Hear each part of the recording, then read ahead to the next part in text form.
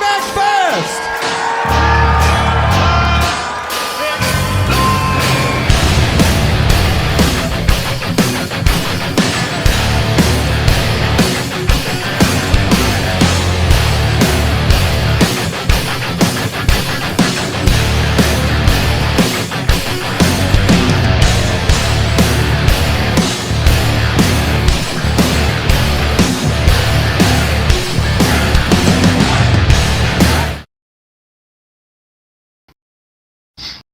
Ladies and gentlemen, welcome to the 61st episode of the Juggernaut Bolt Action Podcast. We are here to talk about stats. And Toph is covered in pussy at the moment. He's loving it. Attacked by a pussy cat. Look, this is the internet. Look, I'll show the internet once the cat that's attacking me. Look, isn't she cute? Now, fuck off. Go away. Kill it. She'll be back. No, don't kill it. I hate cats. He says that you're a fish obsession. You're not even into Exactly. the cat dog conversation. You're not even allowed to take part in that, mate. Absolutely off the fucking reservation. No, there you go. No, Pete's had enough already. Stink. Pete's dog stink. He's gone. No, he's gone. Cool. Bolt action, Pete. We're talking about bolt action. Oh, he's fucked off. Never mind. How are you guys? Oh, he's back. Hello, Pete. Yeah, I'm here. Don't worry, I'm here. He was sat there waiting for the countdown, then as soon as it came on, he fucked off. Yeah! I love the countdown. I was waiting for the music. The more and more we do these live streams, the more and more it highlights like how unprofessional we are. Oh, yeah. But we're not doing this for professionalism. Tin pot. That's the tin pot. phrase. Yeah, tin pot. Yeah. Tin pot. What I would say is, if people want us to be professional, send us stars, you know? Will you stop sending your Facebook stars, Burley? No one gives a shit. Stop it. Nobody gives a crap about your stars. Neither do I. That's why I'm like not really too bad at don't get any. But it's good to see you guys. What we're talking about this episode? That's the problem. No, I'm going to series back on. What we talk about this episode? WTC stats. Stats. Oh my god! I'm a stat man. It's just you boys. It'll just be me and Dan just going to be sitting here bored, and then Spurdy and Pete can be like, "Look, it's a pie chart. Look, we're doing like maths and statistics and shit." You're at home. Let's play a game. Every time Spurley or Pete mentions the word data, you have to take a shot. Data.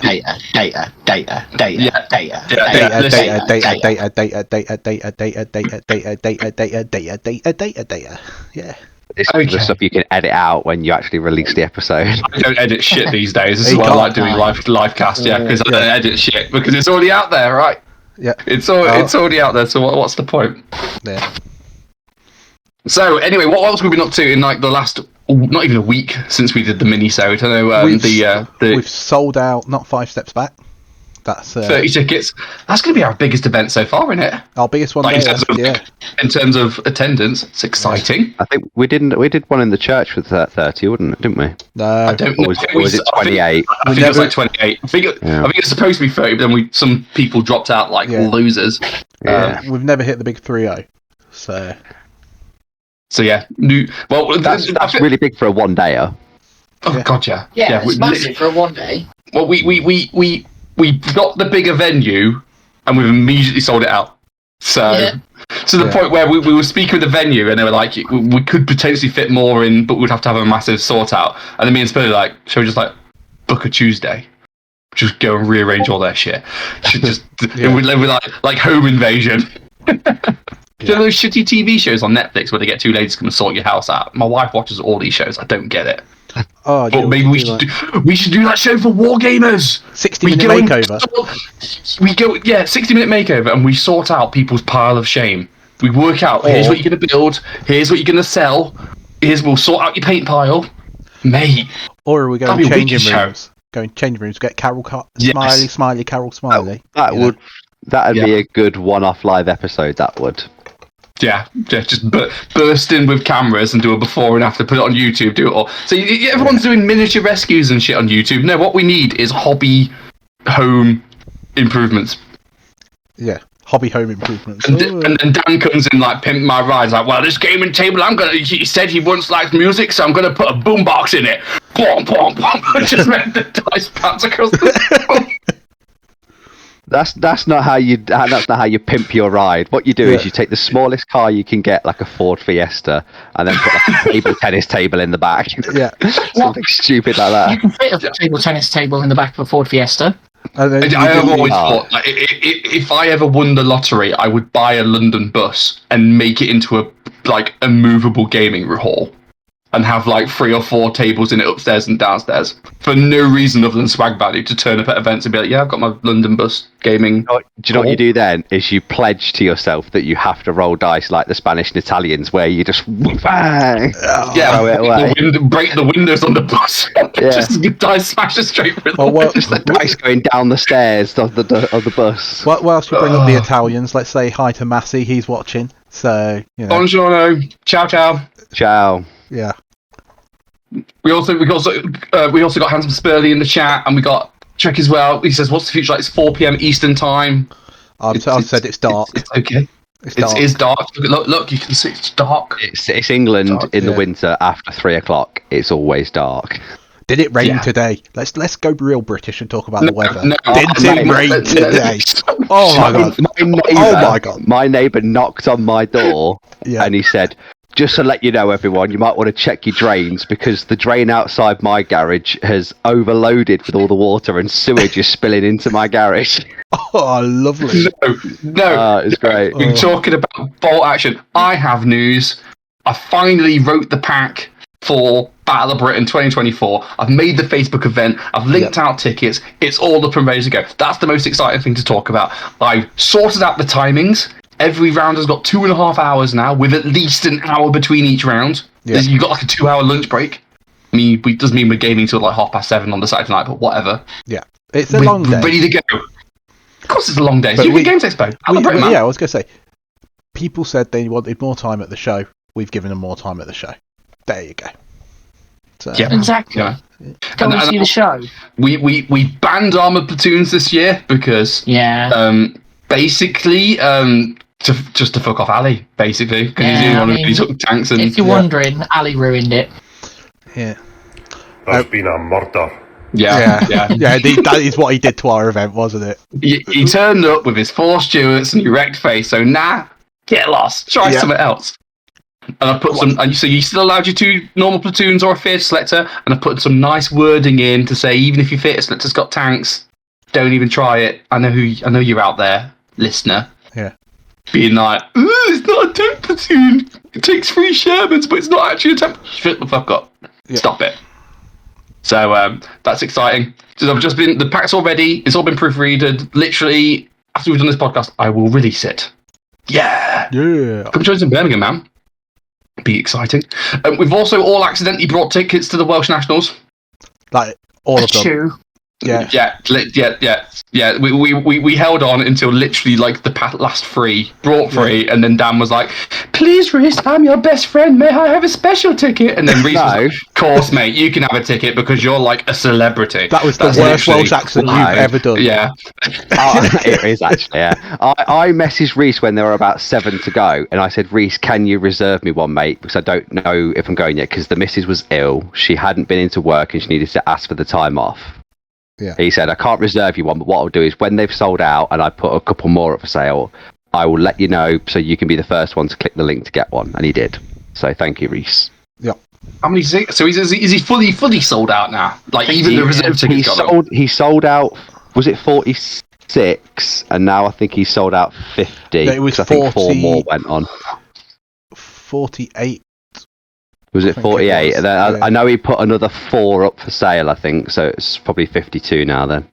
That's going to be the biggest, 2-dayer, isn't it, really? Oh, God, I was just about to say that's going to be, the premier competitive event in the UK this year. Yeah.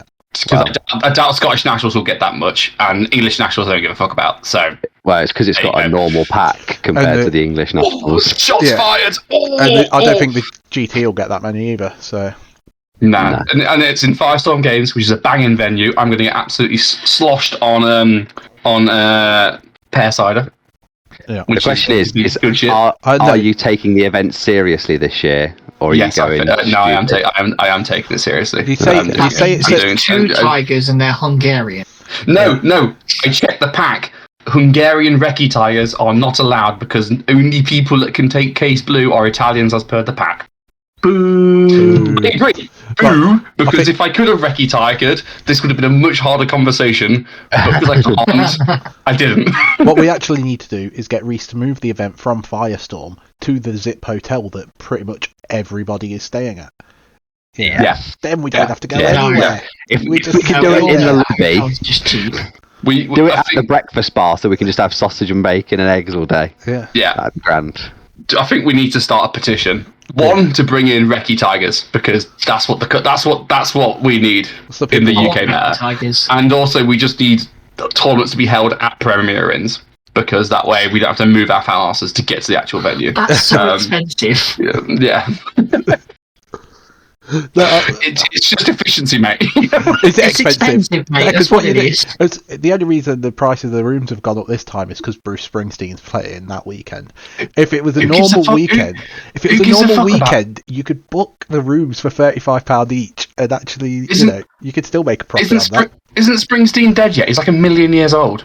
Maybe that's why it's like so expensive because it's Is he doing reanimated. Elton John? I was going to say, is he like Elton John, where he's having like his 54th final tour? Yeah, He's just constantly having final tours all over. yeah. He's like Keith Richards. He'll outlive all of us. Is it actually living if you're already dead? You know, Well, yeah. I'm dead inside. What does that count as? It's the unliving. Cool. Pete, have you got a rundown of the events calendar for us? Anything new that's gone on? Well, we have, as he says, pushing the wrong button. That was a genius move. yeah. This is your one job in the intro, Pete. What, push the wrong button? Okay, hold No, on. to give the event list. So we've had WTC. That was pretty good, apparently. It was alright. Yeah, it's that's fine. all right. Yeah, it's fine. as well- Second one's confirmed as well, or the next one's confirmed. Yeah, we've also had the South Coast Slammer at Beachhead. That went very well. So I didn't get to go to that. Yeah, Factorum ran an event on the 17th. East Manchester had something on the 18th, which was always nice. And then we look towards the future. We've got Spring Offensive 2024 in Dunfermline for all those that live in Bonnie, Scotland. If you're in, I think that's New York. For the Tri-State HMG in New York, USA. And then we start with March, there's quite a few events coming on, but the highlight is obviously not 5 steps back. And towards the end of the month, you can get to Danish Nationals. Yeah. Have they Two banned ones. multi-launches from the Danish Nationals yet? No, but I have seen that video. So No. I will let the internet drama live on the internet. I won't bring it here because as It's here at the fine. Juggernauts, we don't like drama. We like to Where- keep where everyone are we- nice and where friendly. All I would like to say is England won. Luke, you've broken people. no, I just got what Toph just said. Yeah, where are we streaming this? On the internet. Oh shit! Yeah. Shit, Oh, man! not Oh, the man! Yeah. Man! So yeah, we might have to. We might have to talk about it. Nah, fuck it. Nah, Come go on. on This is the final of the WTC episodes. This will be the last in like the set of 3 we've done. We're doing statistics on that boring shit. I think have you got a set of slides for some? Yeah. Please tell me you got a pie chart. Have you got a pie chart? There might be some pie charts. There might be some pie charts. I'm sorry for some pie charts. Pie charts. Let's go. Yeah. Oh dear. I'm shaking his head. I've got a soundboard, man. I'm gonna fucking use it. Yeah, here we go. You make Start baby off. Jesus cry. Start off with a championship table. No. Oh. If we need to transition. I've got this episode's transition music.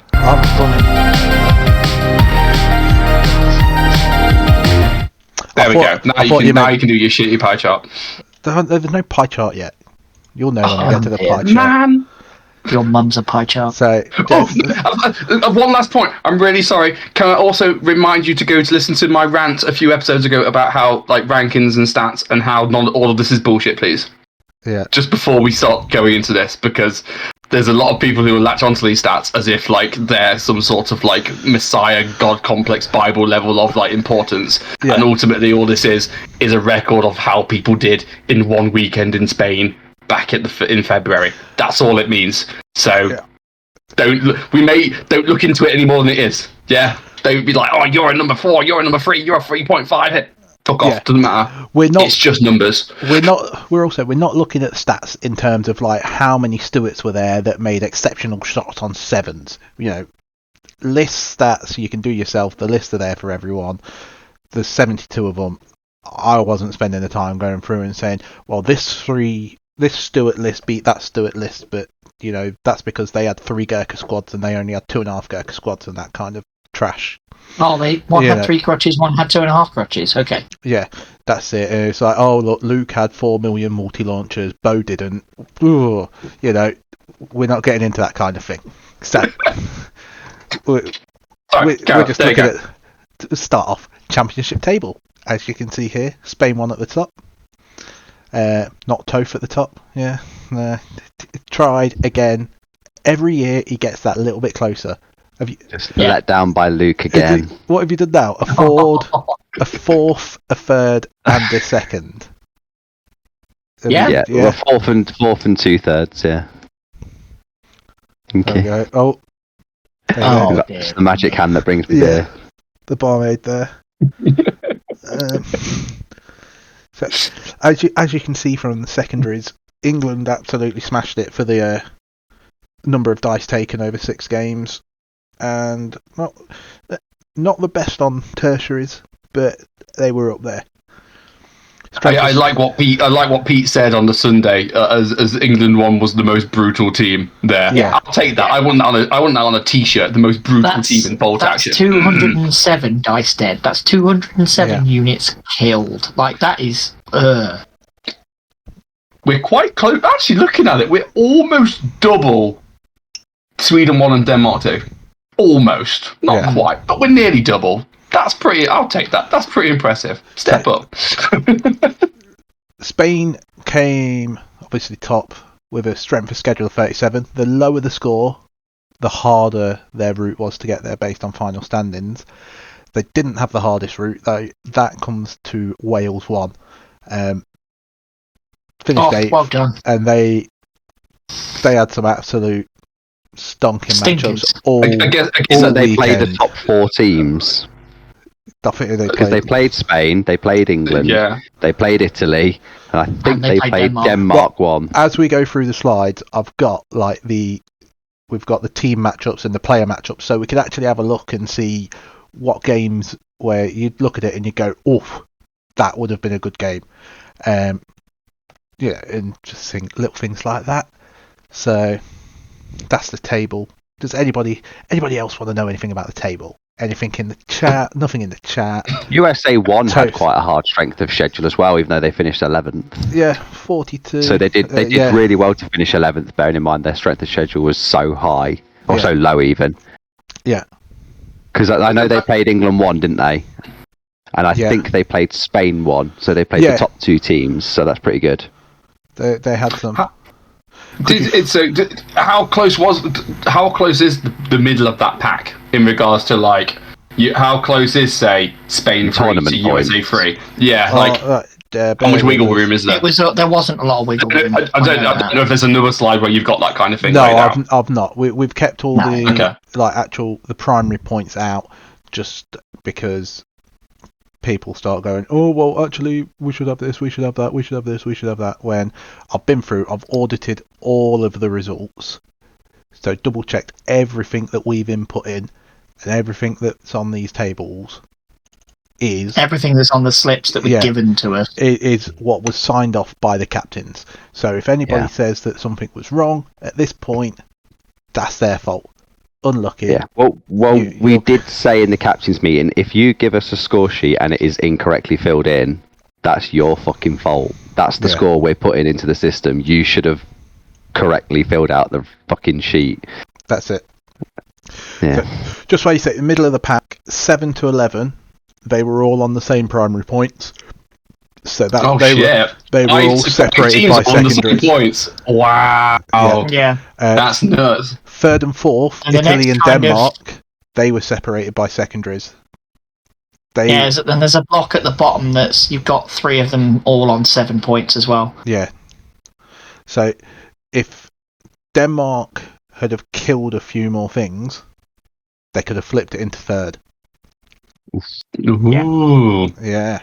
So that's one of the things that when you're TOing the event and you can see the scores coming in, you can see how close it is. And we were all like really excited for the last 2 or 3 rounds because we could see how close it was, and we could see teams leapfrogging each other with primary points and then secondary points, and then you're watching the game and someone that was losing by 4 dice suddenly gets it back to a draw, and that bumps their team right up, and you can see it changing.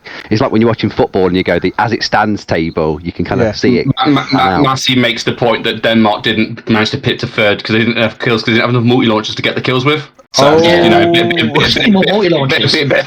wasn't me. I didn't make the joke. That was Massey. Go speak Italian. It's not us. Just saying. Yeah. Just get good, Bo. Just get good and roll sixes.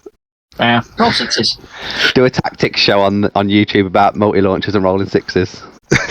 Just turn it into gambling. Yeah. That's it, yeah. Everybody loves gambling. Just chuck everything on black. Just do it. Everything on black. Okay, Everything on black. comes in. Yeah, fuck it. Double Once on you go black, you go broke. Yeah. But no, the strength of schedule is quite nice to see. Yeah. It being based on final positions means that there is an argument that, at some point in the day, the strength of schedule was either harder or easier for you, depending. But yeah, that's exactly it. It's lovely to see, and the strength of schedule is going to be a lot lower towards the bottom end of the table, but there's some in there that really stand out. See, one of the things that pulled England 1's strength of schedule down was they played Spain 5, game 1. Yeah. So 16 points straight away there, which if they'd have played somebody else, almost anybody else much higher up, they'd have had a harder strength of schedule than Spain and Italy around them. I don't think we'd have ever caught Wales there. That's horrendous, isn't it? It's horrendous. I mean, shout out to France one as well, because their meta just didn't include multi-launchers from where they're playing, and they were just sat there like, oh my word. That's what you need. That is what you need. The schedule's pretty good as well, though, isn't it? Yeah, because the French one. Their SOS there is the same as pretty much Spain and England, Spain and Italy. Yeah. It's really hard. If you look at Denmark 1 strength of schedule 61, that is a proper Diglett strength of schedule, because that's what they did. They lost the first game, didn't they? Yeah. Didn't they draw to France? Was it draw to France? Or did they? I know they played France. I know they didn't win the first game. Yeah. And they were a bit disappointed, but it allowed them to just seal club a couple of tees before they got back up to playing like the Welsh and the Americans. It's a valid tactic. They lost the first game against the French because the old tactic from last year came about of look for 3 draws and then get somebody to get the win, and unfortunately the win turned to a loss for them. So they got 3 draws and a loss. Almost like playing like a team at a team event. Yeah. I mean, they were playing like a team. It just went wrong on the wrong table, Revolutionary idea, having a team score, isn't it? man, isn't it? So glad we're going to get rid of that for next year. Man. Can't be doing that.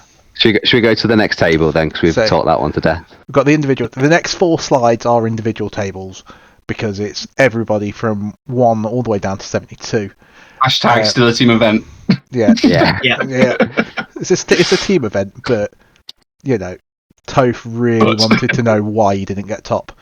And we can see why he hasn't got top, because now, appropriately and correctly spelt, Josh Taddeo, with his millions of spear fighters, got top. Toph just didn't kill enough. That's what it was. Just did not kill enough. Just get good. This is fine, because I now get to claim that I am the best number 2 in the world. Because when Dan was number 1, Bolt Action number 1, I was also number 2, and both times I've taken my Lancers to the WC, I've come number 2. So frankly, you will never find a better shit than me at Bolt Action. Yeah. Boom. I'll take that. So No, I'm just gonna compare my Bolt strength. Action, baby, brother. Just gonna compare my strength of schedule to Joshua's though. Yeah. Yeah, I mean, just say. Joshua has the perfect strength of schedule because it's funny. But also, you can see that, with the spread of teams there, being in USA 3 and being the top player there, the rest of USA 3, I don't like saying it, but were kind of anchoring him down. I was going to say, shit, he's literally second bottom in terms of strength of schedule because the only one is 293 with Carl Johan from Sweden too. Yeah. He's also, and this is going to hurt you, Toph, most brutal player. So that's on that page. 4 points. 4 points. You know what's really annoying? You've got 4 tertiaries, more than him. Do you know what I know? You know what's really annoying? The reason he got those 4 points, or at least the reason he got one of the games he got a lot of points, was when he played Mike in England too, who just conceded and just gave him all of his dice. Yeah. So fuck you, Mike. Fuck you. I'm a number 2 because of you. And that shows why that even at these events, when you're getting slapped in, you need to play to the end. You need to deny dice and play to the end. That's why it's written into the pack again. If you want to concede, you can, but you might want to think about your team and not lose all of your dice in one go because it could it could have a big effect at the end of the tournament, and it clearly did for this. See, when you look at like the top 15, strength of schedule wise, the person that had the hardest route throughout the whole thing shouldn't even have been there for the weekend. You know, was Felix. Felix. He proper That'll got it. be USA 1's Felix Meinhard. Yeah. So I'll tell you now. Lad, though. He knows his shit. He knows his shit. But he didn't have the hardest weekend of everybody. You know, there were people that had worse times. And oh dear. Yeah. And can we just talk about the very unsurprising fact that in the top 14 there is 7 British lists? Not surprised. Amazing stats there. What I am quite surprised and a little impressed by is the French list in 7th. Yeah, that was the one with the 6 bikes that just zip around putting that on. That was Christian who... That was Christian, who is actually better known as Corey. But wonderful guy. Camels. He had camels. He was claiming that he had the most camel toe in his list. Yeah. How good is it as well to see Italians being played on that in the top list and holding their own as well and being quite respectable. Yeah. Because you've got the Germans that everyone thinks aren't really that meta in 4th. You've got Japan that Bo did a video on recently to say they're not competitive being top. Yeah. You've got French in there. You've got a lot of Americans in there. You've got 2 Italians and actually not many Soviets in there, considering they're basically British with the reroll leadership checks. The Netherlands makes it as well. Yeah. That's just because Felix is a ledge. That's because it was a very good list. Yeah. Lars asked in the chat, did any nations not have a British list? I remember, didn't one team drop a British list, I think? Like, they all submitted British lists, but I think one team did drop a British list. I can't remember who, though. List cloud, because you see 90 lists and you're just like, oh, it's British. I remember one of the games we played, and they said, we dropped the British list, and we were like, what? What have we done that for? Only 7 teams brought British then. Yeah. They're just good though, aren't they? It's just a solid, I've got my Gurkhas, I've got my Stuarts, I've got my Prep Bombardment, I've got my Up and Atom. It's just really solid. Yeah. Especially when they get all their options and all their extra unit options from the theatre books. They're just solid. Yeah, I do think one of our decisions made them a complete no-brainer though. To allow land mattress. Yeah. Yeah, it won't. I don't know if I'm doing it next year. I think the land mattress is too much because looking at it, you're just going, they've got everything. I don't think it'll make a difference because it's not like the £25 that isn't also a wicked choice. Do you know what I mean? Like, there's not much of a muchness between the two of them. Yeah, there's several ways to skin a cat for the British artillery, isn't there? And all you're doing is you force their army list down the other path rather than that one. It's not like you've got loads and loads of different options. I don't think it would do anything to change how many you see. Nah. Or the vast majority of how they'd still take 2 Stuarts, 3 Gurkha squads and Brens, artillery, blah, blah, blah, blah. it'd be the same thing. Yeah. Yeah. So, next slide, obviously, here we go again. More of this. It's the best bit, the mid-table. So, the hardest route was had by a player who came in 45th place from Wales 1, Gerwin. Yeah. Oh, Gerwin. He had the toughest route of all. When we go through the round slides looking at matchups of who played who, you'll be able to see who he's played, and I've got their final positions in there as well, so you can just see how much everybody seemed to hate him, even though it was random. You know, it was random. He had the worst luck. Destroying the best players, didn't he? I mean, Gerwin's a pretty decent player. Like he is. He's a very decent player for the UK. He's a good lad, yeah. Being 45th, basically, and having that strength of schedule means that, mate, you were just up against the toughest player every round. When I played Gerwin, when I played Gerwin, the prep came in, put 2 pins on his entire army, and he didn't get rid of him until like turn 4. Oh. His luck was just so bad. And when you're playing those games and you kind of just like, I'm just going to do the thing. Oh no, I rolled 3 6s in a row. Whoops. And he's just like, you just feel bad because it's like, dude, I can't help. Yeah. You're just playing yourself at this point. Yeah. Poor Gerwin. Good lad. Yeah. He took it like a champ, though. Do you know what I mean? He had a lot of good reason to be like, you know what, fuck this. And he was just like, you know what, fuck it. You see him with a pint in 5 minutes later, and you're like, he's enjoying life. But if you can play the hardest players at the tournament across the weekend and still finish in the top half, you're doing really well. Yeah, that's a solid performance. He's just below the top half, but yeah. But like Felix has just said about their team. Their team had the toughest route to 8th place, and Gerwin had the toughest route to 45th. Yeah. So Gerwin's the toughest bastard of a team of tough bastards. I will say, and you people would have heard from him last episode with the stuff he did. Alex with the Chinese is quite nice to see that far up the table. Yeah, man. You don't see Chinese that much since the great nerfing of 2019 or whenever that came in. Yeah. Well, you did see a handful of Chinese last year when they allowed forward deploying on those certain missions, but since we changed it to say you can't forward deploy on timely objectives, now you don't see Chinese because they can't start on the objectives to capture the points immediately, so they're not a no-brainer. Yeah, and it's lovely to see that. Yeah. Next table. Next table, here you can see Martin, 59th, and Captain of England 2, Michael Smith, down there in 67th. Let's give him a round of applause for that, because he worked hard. Sorry. How the fuck? Couldn't even come bottom mid-table properly. One tertiary over the entire weekend. Yeah. What the fuck are you doing? But then, when you look at the strength, if you look at his strength of schedule compared to those around him, he also got beat up over the weekend. I'm sorry, if you played 6 games and you only managed to kill a single officer or tank, and I know his list, he had dog mines out the arse. Do you know what I mean? He had 2 fucking walk-ons. All he needs to do is roll a random 6. The fuck are you doing? Well, you say about rolling a random 6 to kill an officer. Having seen his result every round. Yeah, having seen his results every round, like, even when his team were doing well, the poor guy was lost, win. It's just like, oh. Yeah. No. I've just seen his name in 68, Lars Andreasen, Captain of Denmark 2, with one of the weakest strength of schedules you could have at the tournament.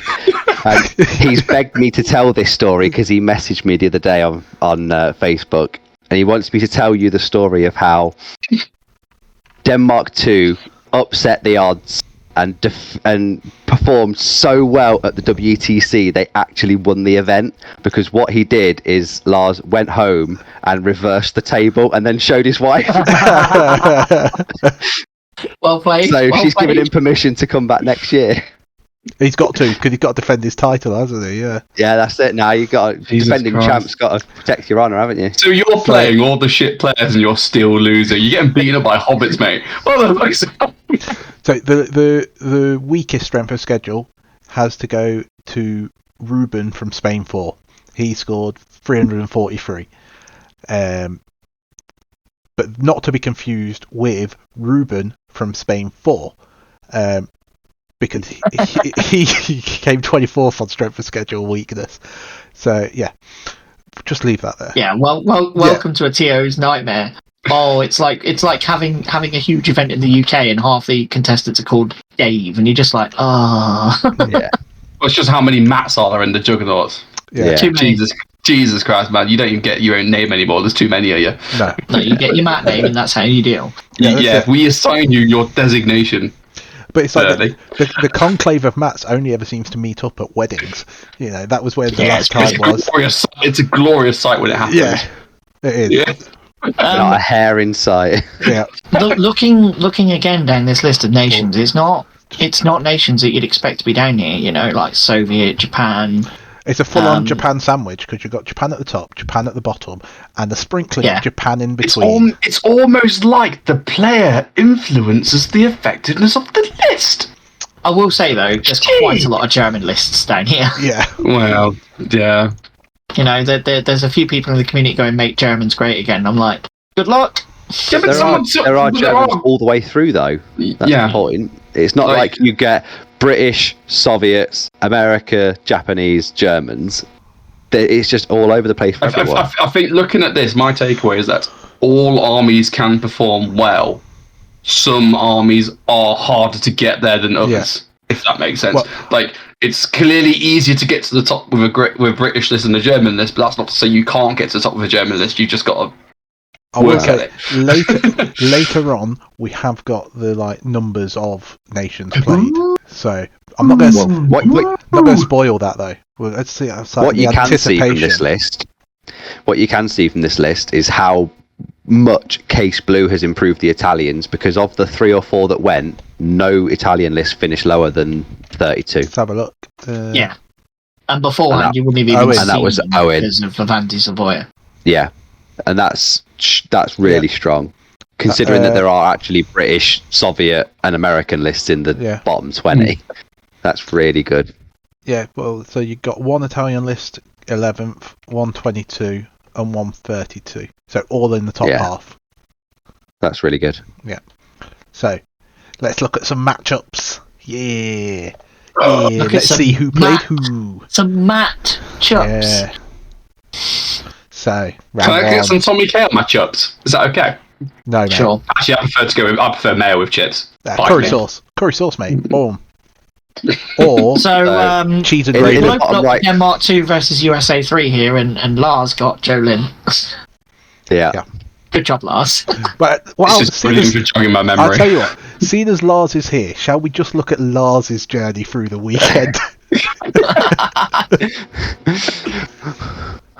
I'm sure Well, he'd enjoy that. You can see already that, like in the bottom right corner, Wales 1's journey starts with some pretty rough matchups already. You know, you've got two people in the top half, Alan that's just below halfway, and then Miguel Santos, who finished almost rock bottom. Why did 3 out of the 4 matches were pretty hard. Why did Miguel even bother coming? You know. Oh, He just wants to get pissed, mate. That's all. He just wants to get pissed, and he performed that duty brilliantly. I do believe his whole style of the weekend was uno cerveza, por favor. Yeah, it's just practiced in his Spanish. So Gerwin started his journey to the hardest route with Alan Wells, one of the that was his friendliest easiest people game. you will ever meet. So, Yeah.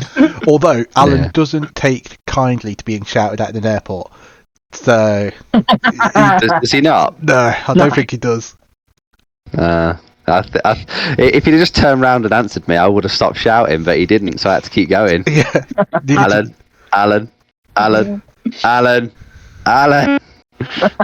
Yeah, You can see here where like for example Topher's strength of schedule kind of took a nosedive because Yordi didn't place well at the end of the weekend, so Topher's strength of schedule was suddenly down. let's go back to round one. Based on their strength of schedules as well, Spain 3 versus Italy 1 that first round was a good one. Yeah. Because you've got a lot of people there in the top 25.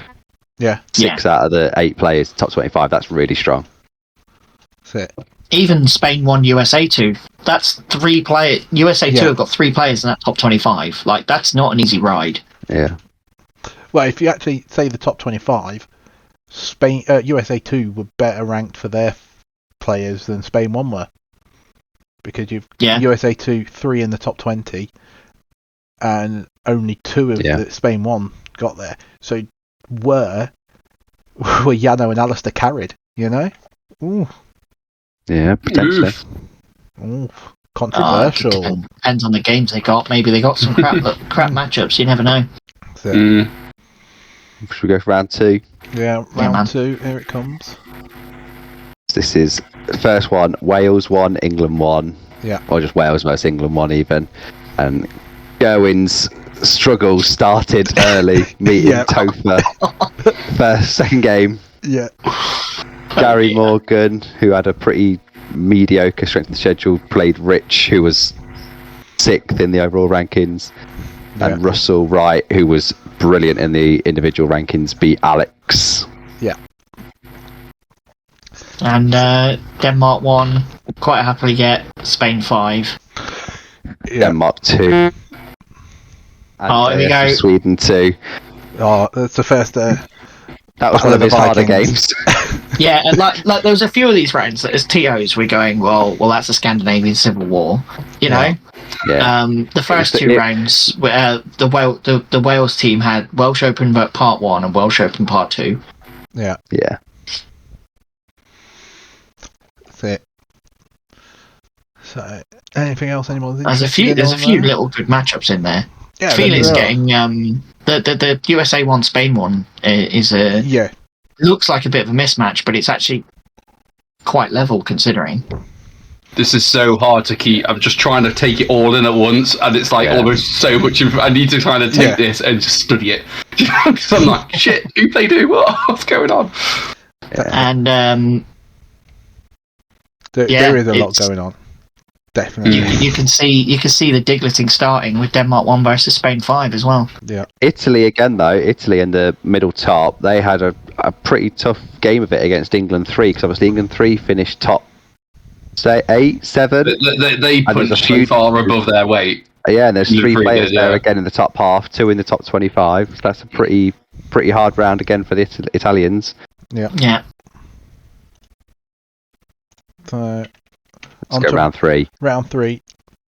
Here we have it. Where's Denmark 2? Lars playing one of Spain the other 5. worst players, Alfonso. Oh no! What is Did you lose that one as well, Lars? Yeah. They lost a lot of land to Sweden over that weekend. Yeah, I mean, it's going to happen. Denmark 1 cruising into England 2. That's another hard matchup. Wales 1 jumping into Spain 3, who are no slouches. Poor old Gerwin jumps straight into Mario. Yeah, Mario is a really, really, really good player. He shouldn't be in Spain 3 at all. He should be, in my eyes, he should be on the border of Spain 1, probably potentially kicking Yano out, because I think he's that good. Mario is a strong player, and he's strong. He has got biceps the size of bowling balls, I'm sure. He's like Popeye, isn't he? Yeah, I reckon if he smelt spinach, he'd like. So if he does the Spanish knife roll, that's breaking the sound barrier. And it's just... Yeah. Oh, he's a really nice lad as well. If I'd asked him, like, no problem. Yeah, he's a really good player as well. He's one of those ones where, as a TO, he's an absolute joy to have at your event, because he asks you questions, he listens to your answers, and he just goes, "Thank you very much," and then just carries on with his game. Every time as well. He's brilliant. Other stuff on here that's mildly interesting is the absolute cripple fight between USA 1 and Spain 2. One of them in the top 15. That's it. Yeah. Are you on about 44th versus 72nd? Yeah, that's a real bad one. Actually, I can beat that USA 3 Spain 4. You got Major versus Ruben 71-58. So that's the kind of thing that when you go to Wimbledon for the tennis, you're nowhere near centre court watching that game, are you? You're back on one of the practice pitches. And one of the biggest mismatches I've seen so far: Josh Taggart versus Ruben Salvatierra Sabat. Yeah, 55. Right, let's go round 4. Round 4. Denmark 2. Lars played Fernando in 66. Another easy game there. Did you lose again, Lars? I won't spoil the surprise. I won't have a look myself. Did the conquistadors take more Danish land that day as well? I said he drew. No, he's just said he said. He drew. Yeah, I think it was earlier on the last one. Yeah. Drew the third game. Okay. Yeah. This was one of the big ones as well. Spain won, England won. Yeah. Game one. Yeah, day this was two. like. This was. It's still crazy how close it was. Both rounds. You could see how close it was as well, because you've got Toph in second playing one of the weaker players in. The weakest in Spain won. Yeah, placing Llano. Yeah. You've got Carlos, who was the strongest in Spain one, playing the weakest in England one, and then the other two are both matched. pretty much the same. You know, Rich and Akile in 6th and 4th, and then Alex and Ali in 27th and 26th. That was a really close game, and I think that one was 2 wins, 1 draw, 1 loss to Spain, wasn't it, that round? Yeah. And it was only by a couple of days as well. It was a really close one. I liken that one myself to that's Ali versus Fraser 1. Yeah, it's a real top of the table clash, that one. So it was tight. 2 wins for Spain, 1 draw, 1 loss. So in that round. Yeah. And then Wales 1 versus Denmark 1 go straight into somebody in 21st. Like, there is no let up for the fella. No. Yeah. Russell had a really tough game against Michael as well, because he was 11th overall. So Russell really did play some of the big boys as well. Yeah. It's one of the things that is interesting to me is France 1 did okay as a team, finishing mid-table-ish, but their individual strength of schedules are absolute dog shit. It's because they're all bang on in the middle, isn't it? So if each one got 3 wins, say, out of 6 games, it's just it's how they're aligned. You know what I mean? Yeah. There is a fantastic stat for France 1 that will come up later on. Okay. Don't spoil Spoilers. Yeah. Spoilers. And then the first Boston Tea Party, USA 2 versus England 2. Yeah, that's it. Mr. Ranks versus Miguel. We know how that went. Yeah. Less side. Yeah. No, but there's some really strong matchups there. I mean, all over the board, you can see the matchups are very close. In that USA 2 England 2, that was when Ken playing Alan, Ken won the French army, and he managed to. I think it was the first dice that Ken fired was a multi-launcher. 11 minutes into the round. By the way, 11 minutes into the round, killed Alan's officer. Yeah. Of course he did it against Alan. Yeah. Who else would give away an army on the first turn if not Alan? That's it. I think Ken ended up winning that one as well, so it's just like, what a nice guy. Yeah. But Billy at club is not very happy with Ken because he was really looking forward to that French army. And now it's in America. I was never gonna get that, unfortunately. No. Not with the game we were having. No, you it's one of those where the spot prize was kill an officer, and I think the word went out across the top teams to don't bother with the spot prize. But that's what it should be, though, right? The spot prizes should help the middle and lower teams where they just fuck around. Keep it interesting, there's not got much to play for anymore for the event. Yeah, but before we go on to the next slide, though, Alex is in the chat and has said against his game against us this round is that he lost on the last dice of turn 7. That was it, and he was winning the whole way through. Yeah, so it's just like, dude. But it happened both times though, because Alex lost that game on the last dice there. Last year, you lost the tournament on the last dice of the event as well. And this year, on the very last dice, Luke failed to kill something with his multi-launcher. He didn't roll enough pins, Yeah, but he hit it with heavy howitzer, That would have turned it into a draw, which meant the round would have been a win for England rather than a draw. Yeah. And that would have won you the event as well. And that's ultimately why all of these stats are bullshit, right? Because it's really easy to go, oh yeah, Spain are better than these guys, Wales are better than these guys, but it's the minutiae of how they get there that can change. Because if we went back to the WTC right now and played it all again, it'd be completely different. Yeah. because on the day everyone's we've spoken so much about how much goes into these games beyond just dice and skill, right? You have all these other factors that swim around and stuff, matchups, mental state. Whether you got the shits because you ate at a dodgy tofu restaurant the night before. Yeah. Yeah. So let's move on to round 5. Let's have a look here. So Denmark 2, Lars played Carl Michael Dolk of Sweden 1. A player ranked even lower than him. Did you lose that one as well, Lars?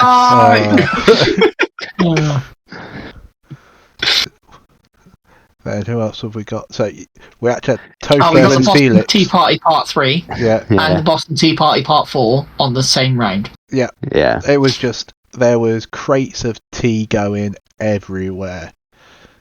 The Americans didn't want it. The British loved it everywhere. Yeah, the interesting one this round, I think, is Spain 1, Wales 1, because there's some proper games there. And then all the players going could have had, he got Akile. Yeah. Akile is a proper player. He's really good. No matter what, he's one of the ones where you could give him any list and he'd do really well with it. He's that kind of player. Again, sort of the same as Spain versus England last round. You've got a couple of matchups that are quite similar, and then one where it's a high ranking versus a low ranking, and then low ranking versus the high ranking. Yeah. Another interesting one here is England 3, Denmark 1. There's some quite good games there, apart from Michael versus Fairweather. Yeah. This was the first round. I think as well, this was the first round that we were sat there matching, going, Spain 2 are going to have to play Spain 4, I'm afraid. Yeah. When you've got 5 Spanish teams, we try to limit the number of Spanish teams that each team plays to 2, so that you don't just go Spain 2, Spain 3, Spain 4, Spain 5, because it was getting ridiculous. The USA 2 and 1 had both played Spain by twice. The end of the event, all 3 US teams them played twice. 2 Spanish teams. Yeah, so we fudged it rounds 5 and 6 just for the teams that were mid to lower table, just so they haven't got to play the same people over and over again.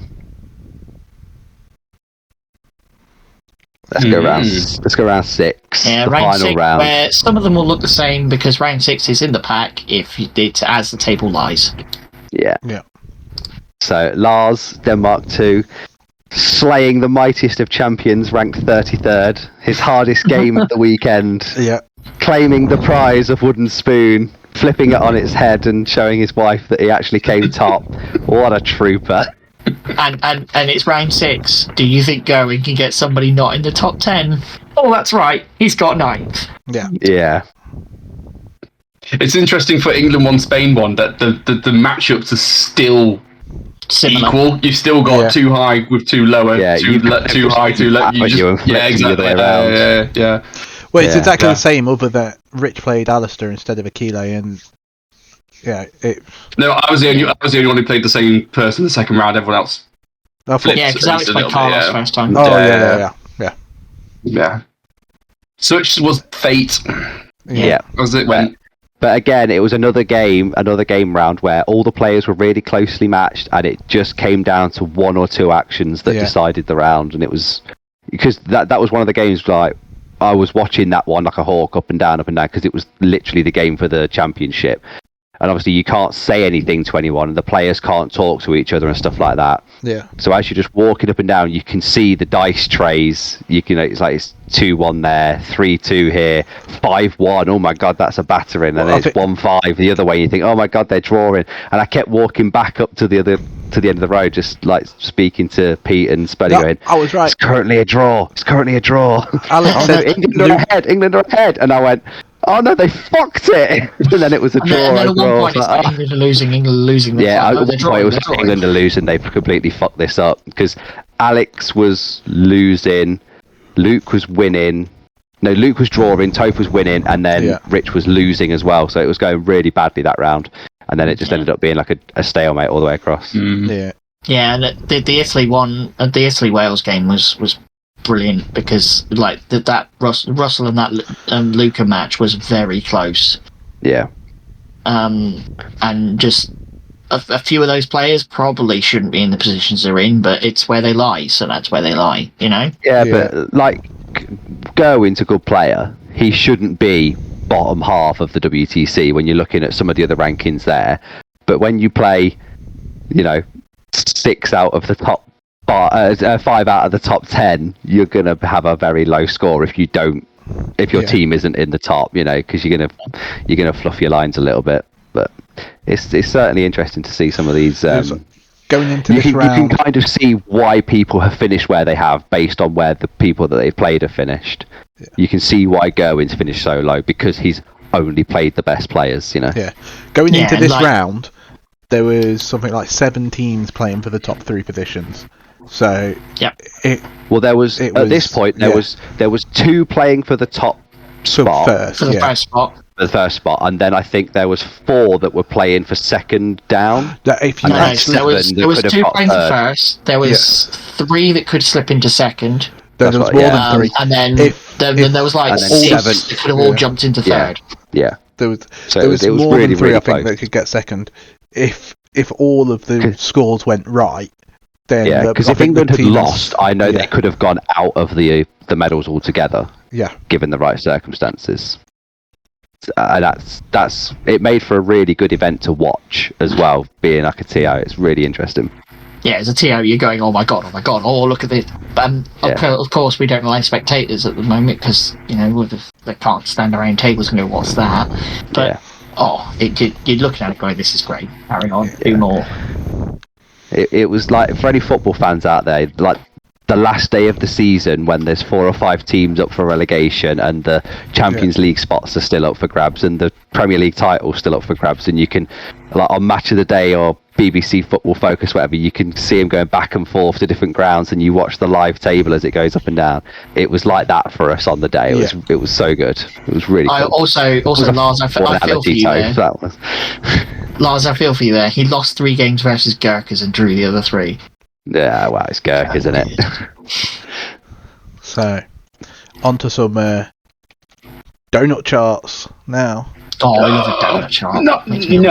No. Just fill in the middle and make it a pie chart. No, mate. Donut chart. I will accept a Yorkshire pudding chart. The Yorkshire puddings don't have holes in, mate. Yeah. Clean sweeps, 4 wins. There was only 6 of them over the 6 rounds total. And the only team to do it twice. This is 4 wins for the team in a round, yeah? Yeah, 4 wins. And the only team to do it twice is England 1. Yeah. Most brutal team in Bolt Action. However, shout out to Spain 3, Italy 1, Spain 1 and Sweden 2 for clean sweeps. Yeah. Getting a clean sweep at the WTC is fucking difficult. Yeah. That is not an easily done the quality thing. of players. My team's own horn. Yeah. The quality of players means that draws are actually quite easy to find because especially with the way you guys have changed. Especially with the way you guys have changed the missions as well, where you need to get 3 or more dice to actually win your game, rather than just it's harder to get a solid victory. Yeah. Well, it makes the games. It makes the games harder to win, so you have to be a better player rather than just getting lucky, getting a couple of points, and then just saying "fuck it, that'll do." Yeah. So it actually makes it a little bit harder, and it does make for better games as well. And the results speak for themselves, right? How close it was going into those last couple of rounds. Yeah. That's because the missions were so close, and it made the games really tense. So, next up, full on pie. Love it. Well, you see it was a donut chart now, so I can't accept the pie chart anymore. Yorkshire pudding chart. So this one's for having 3 wins in a round, right? Yeah.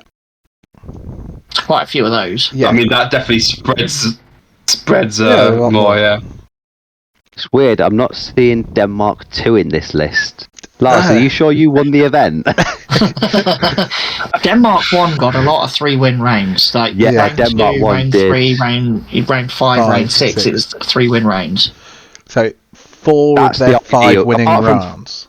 That's the ideal as well, isn't it? Having 3 wins and then a game that you can just kind of throw away. Yeah. When we used to do it back in the day when it was us 3 and another, we would try and go for 2, have a draw, and then just throw someone under the bus. It's the same. Yeah. My instructions will always play a draw. Okay. Yeah, it's the safest way of doing it if you can't go for a total wipeout. It's just control the player / list that you can't deal with. Just you know, try and keep it in the box and let the other guys just do what they need to do. Yeah. Interesting to see England 3 with a couple of them as well. Yeah. France got one. Wales got a few. Shout out on England 3. got 2 as well. Shout out on England 3. I think, if my memory's right, every time they came back with 3 wins, Martin Fairweather came back with a loss. Yeah. Obviously. Well, he did take that massive tank and like basically not kill anything with it. So yeah. Well, you know, it's trying what sometimes works in your meta, because throwing your big dick tank around works sometimes. Trying it at the WTC, how viable is it? Yeah. And I think there was a couple games where I was looking at it going, this could be viable, you know? What was round 2? Because round 2 and 3... Round 2 was sectors. Alright, because round 2 that's the one where you had the most clean sweeps. I think because the sectors, if you win sectors, you tend to win. Round 2 and round 5 had it's clean sweeps. There's not really that many draws in sectors. It's either a clean win or a clean loss. But it's interesting that it isn't split more evenly between the clean sweeps. It's like the people with 4 wins did it in sectors, and then mission 5, which was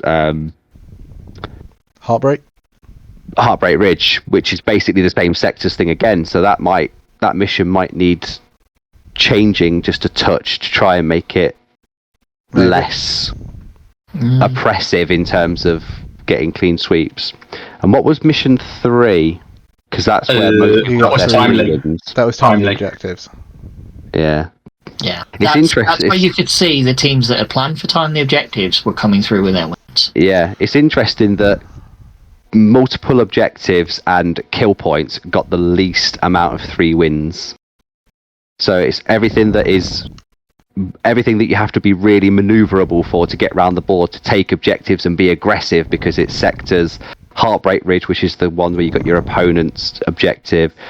Timely objectives where you got to get to the middle and then fight. They're the ones where people got the most consecutive wins with the team. So that's actually interesting that people are gearing up to be more aggressive and fight, which I guess leads into Gurkhas and Stuarts being another reason why that's so dominant, because you need to get there. They do, and then when they start fighting, they generally win. Mm-hmm. And round 6, where it's just kill points, you can see, you know, the teams that are either digleting up or just hanging around mid-table at that point, or looking to kind of sneak the podium. That's where they are. Yeah. So strong finish will get you a strong finish, you know. 2 wins we've got up here now, with a slightly smaller hole, you know, than yeah. None of these are consistent. It's driving me nuts. Let's keep going. Okay, 2 wins. So obviously you can't have lost 2 games and won 2 games, because that'd be a draw. So that's that one. Next up, we've got 1 wins. So this would be like is that when it's gone draw 1 win? Yeah. Oof. 3 of them. France, Sweden, and England 2 got 1. A lot rarer for obvious reasons. Oh no, we've got the rarest coming up. The ball draw. The ball. I know what. Draw. You should have made this the biggest pie chart ever. Oh, just with one data point on it. Oh yeah, I should have done. See, this got handed in to me by the captains, and they went, "Sorry, this isn't a result." And I looked at it and went, "No, this is art. You might as well have all just gone to the pub. Do you know what I mean? Just don't bother getting any models out. Just go to the it's round 6, man. Round 6, Spain 3, USA 3. How do you get 3 dead draws in kill points? Kill points. That's so weird. So I think looking at the results by memory again, it was like up by 2, down by 2, up by 2, down by 1, and it's just like that 3 suddenly turns that into you must go out and kill, instead of just going ping ping and that'll do. Yeah. But that's the kind of thing that, like, that's what we wanted to stop, where people just get 2 points that could be lucky, like a truck and an officer in one hit. Yeah. And then just go, right, well, I've won the round now then. It actually makes people fight. And if that was say that was England at the top and they got 4 draws doing it, and they could have slipped out of the top 3, that's a massive, massive swing. American Toph has said that it was USA 2, not USA 3. I've hit the wrong button there. Ah, shocking. That's it. I can't get the staff, mate. Next slide. You know, we can't cope with just this level of just bullshit. I will say though, it was absolute art when it came in. It was like the only time in the entire event where it's a bang draw for the team, and I'm like, one team draw in the entire event is magnificent, though, isn't it?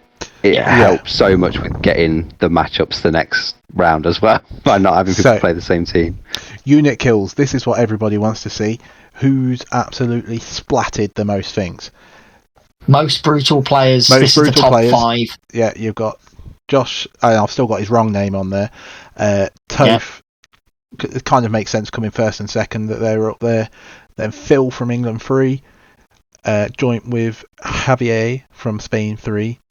And then Nicola from France 1 comes in 5th with 57. I'm genuinely impressed that Nicola can get that many kills while only being ranked 40th. That must mean the games he won, he must have really fucking won. He might just be making a lot of kills and losing the objectives. No, this is where my lovely France stat that I wanted to say was. So Nicholas there got 57 over the entire thing. In round 2, France scored the most secondaries in a round of anybody. In a single round. With 57. And over so are we saying that he just went on a rampage that round and everyone else just did fuck off? No, because all 4 players killed 57 dice. In total, France only got 159 secondaries. So he got a third of their points, and they got a third of them in one round.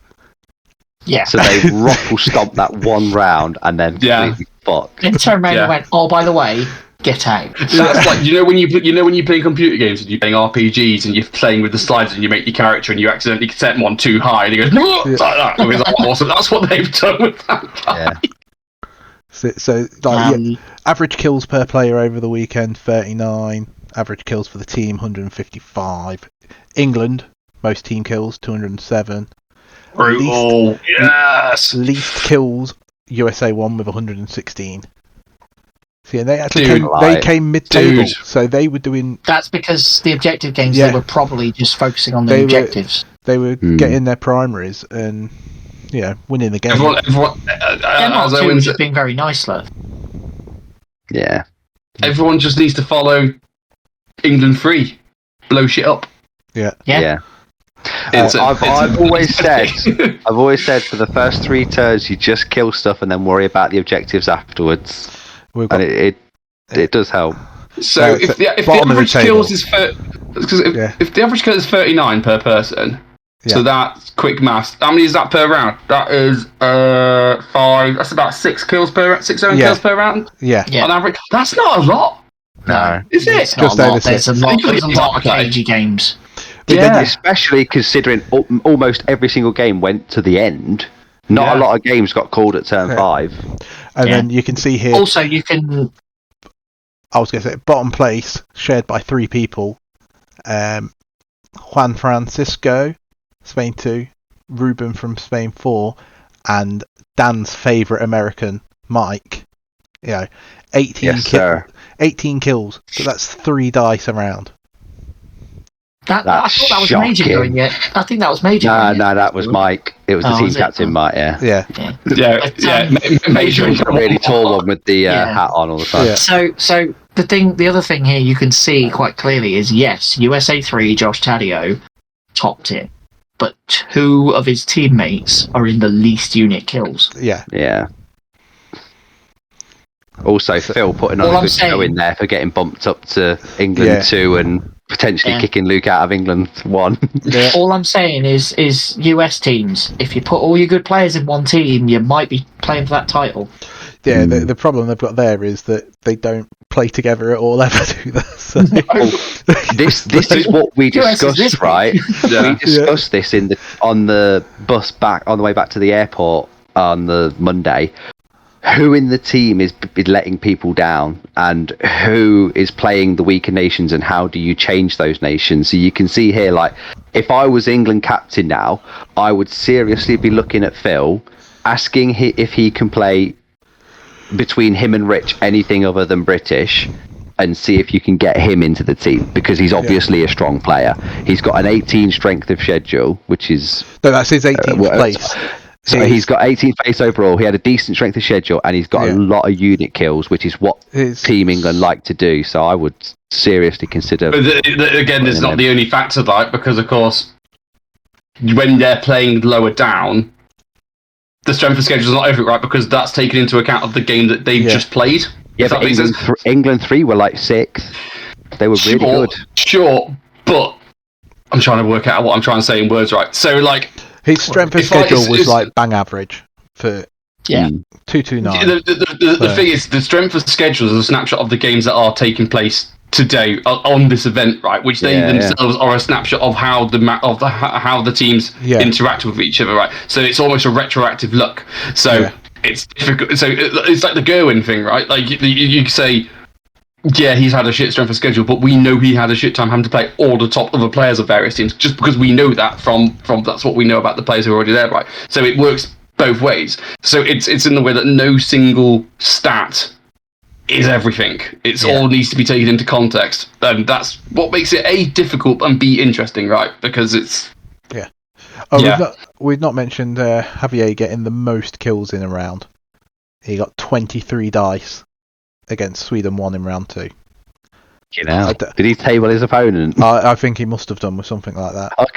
Because no, wasn't he 1 dice away? Because he played the lad who had a 24 dice list. Because Felix had 23 as well, didn't he? And they had a 47 dice game. So he must have had 1 survivor. Trying to find Javier on the list of everybody. There he is.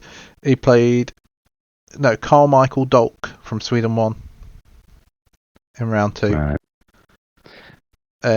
So Sweden 1. I don't know what list it was. Can probably find out if I was really bothered. Well, What was it, Sweden 1? He had a Japanese list. Carl had a Japanese list. Yeah. Brutal. Should we go on to the next one then? Next one, we're looking at tertiary. We've done secondary. Let's look at tertiary. Tertiary is the most fun stat. Yeah. So like out of all of them, officers and tanks. Tanks and officers. Yeah. So top of the list, American Toph, Matt Ranks with 15. Savage. Yeah, pretty good. And then if you look at the least, 2 of them there, England team captains with 1. They are all shit. Sorry. How can you go through a 6-game GT and only kill a single officer or tank the entire weekend? What the fuck are you doing? Genuinely, that boggles my mind. I don't understand how that happens. Officers are such easy kills, man. Take them. Take the dice. What I'd love to know, if any of the other, because there's Spain 5, England, USA 1, and Spain 4. Did any of those 3 play Martin Fairweather and kill his big cat? Or KB1, sorry, because that would be great if the only one you killed was Martin's KB1. So let's have a look. Spain 5. So, least tank and officer kills as a team. Denmark 2, bottom of the pile with 16. That's really low. Yeah. Matt Ranks in the chat makes a good point that he did bring 2 Chaffies, and it turns out 2 Chaffies can beat up Stuarts all day long. Yeah. Because they've got the problems, they've got the recce, they're going to win that tank fight, which I think is a fair point. Yeah, well, we've always said that the WTC is really geared towards autocannons and armor 8 spam. So yeah, Chaffies are going to be a pretty dominant force. I would like to dig deep into those lists and also see how many snipers they've got, because I know my two marksmen all weekend were just pegging sniper left, right, and centre. Yeah, for me, yeah. Plus my little tankettes, boo, boo, boo, boo, in the side of a Stuart. Lovely. Yeah. It's weird. There's so many people on 10, and then you got a couple of 12, and there's a man on 15. I'm like, such a stretch lead in it. Yeah. He went for it, mate. He knew what he was doing, and he went for it. Do you know what the average team tertiary score was? I can find out. Don't you worry. Looking at that, it's probably 10. So the least is 16 for Denmark too. Again, what the fuck are you doing? Matt alone almost did more tertiaries than an entire team over the course of the weekend. What? The average was 25 for team tertiaries. That's depressing, man. Step up. The average player. The average for players was 6, so 1 around. Step up, man. That's not enough, is it? Considering most lists are dual platoon, so you've got 2 tanks and 2 officers. I guess it kind of leads in from the last stat where you had so many people with such low unit kills and such a low unit kill average that if you're not killing anything, you're not going to. Your tanks and your officers are not going to be part of that list, are they? What people were doing well was hiding their officers. You know, they were just. And you should do, but that means you should pick on the other stuff, and it should then snowball from there, right? Yeah. Oh, it should. It clearly wasn't, but it should. Apart from a handful of teams that really went all in on killing shit, everyone was really conservative and really tactical. And I guess not dying. I know a lot of teams have that whole kind of like, right, we'll play for 4 draws and get 1 win kind, 3 draws and 1 win kind of mentality. And I know at least for us in England 1, we was like, fuck it, you go and you win. Yeah. Do you know what I mean? We will all just go, we'll all win our games, and that's how we'll get through. Well, it's better to die trying, right? Exactly, and that's how we got the times where we got the 2 rounds where we just went 4-0, right? Because we just went, right, fuck it. Whereas other teams, if they're being more tactical or strategic and going, right, you draw, and then I'll win, then you're not going to get that. Personally, I think just blowing shit up is the more fun way of playing. Yeah. Hashtag just saying, but each to their own, guys. Yeah. That's it. So, right, next slide. Nations played. Yeah, nations. Britain. God save the king. No, top nation was not Britain.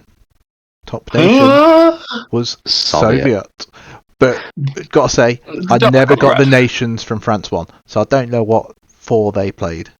So. Well, French had a French list. They had a British list. So they had an American list, and then something else. Yeah. I'm genuinely impressed that the US is such a strong, a strong showing. I mean, the US is normally, at least from where I'm sitting, tends to be seen as kind of a little bit of a newbie, a good for 3 wins kind of. Yeah, it's only good for 3 wins. Exactly. So but that's interesting. Maybe that's what people were going for. They were after those 3 wins. I guess if you're trying to go with the conservative mindset of I'm just going to try to play for draws, maybe. But I think we said it. I think we said it in a previous episode though, where if you've got Soviet Britons in the US, there's 3 lists there that are Stuarts with supporting infantry. Yeah. And if one player knows how to play one of those nations, you can play all 3. So you kind of build 3 of the same list, and then have another that does something that one player specifies or specializes in, like Japanese or Germans. So I guess those Soviet, British, and US lists are all of the Stuarts. Yeah, all of them. Almost exclusively, they were double Stuart. Yeah, and then everyone, and then all the 3 in trucks of some kind. And all the other lists are just kind of like the weird shit that the other guys are doing. Yeah.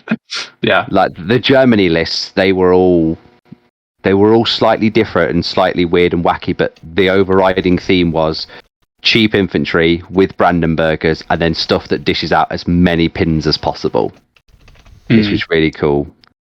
Interesting. 2 Chinese nationalists and no communists. It's almost like there's 3 tiers of like army, right? You've got your Soviets, Britons, and your US, which are just like your solid, right? Everyone brings them. They're your bring and carry. Yeah, come them good for 4 wins, whatever you want to call it. Then you've got the next bracket of Japan and Germany, which is weird lists, and they work a bit differently, but you can make them work if you know your shit. And then you've got the last bracket, which is your Poland, Chinese, Netherlands, France, Italy, Romania, which is just fucking. Just do what the fuck, man. It's all witchcraft, which I kind of like that too. Yeah, it's interesting as well. In the top 10 player nations, there's 2 US, 2 Britain, 2 Japanese, a Soviet, a German, a Polish, and a French. So apart from the 2 or 3 meta lists, it's quite an even spread for the rest of them. I think it's quite a decent mix for the top, but it is for the bottom. It also looks quite representative of the tournament as a whole, which is you've got Soviet, Britain, and US, great. You've got Germany and Japan, great, and then you got some weird shit. Yeah, you got the French and the Polish. I was like, what are you doing up there? And obviously, just outside this list is the Italians. As well. Yeah. So and also at the bottom as well, it's also the same. It's almost a mirror image, except for minor nations you swap out for the Chinese. Yeah, sorry, I'm just going to interrupt you boys because there's better chat going on in the actual chat rather than what we're having. So they're currently debating, who was drunkest over the weekend. So important stats: most bottles of spirit finished or largest pizza eaten. So I think pizza that the Welsh brought back on the Sunday was huge. I think the real fight for alcohol was between Michael Christian and Russell Wright. Yeah. That's the real. That's the real. Yeah. Both names have been mentioned. So they just stand 10 meters apart, slinging motherfuckers at each other. Do you know what I mean? Do we need to give them both an extra tournament point because they both managed to finish in the top 11 after being so sloshed on the first day? Yeah. Their hangover cures. I don't know. If that's going to be the next competition next year, I think we need to. We'll get Rich to step up on the England 1 team. You know what I mean? Rich can drink with the best of them. So I tell you what, Michael. He almost late on Saturday morning because he was him and Russell were they were drinking doubles. Michael was drinking doubles, which in Spain are the same as basically it's a whole night, a quadruple.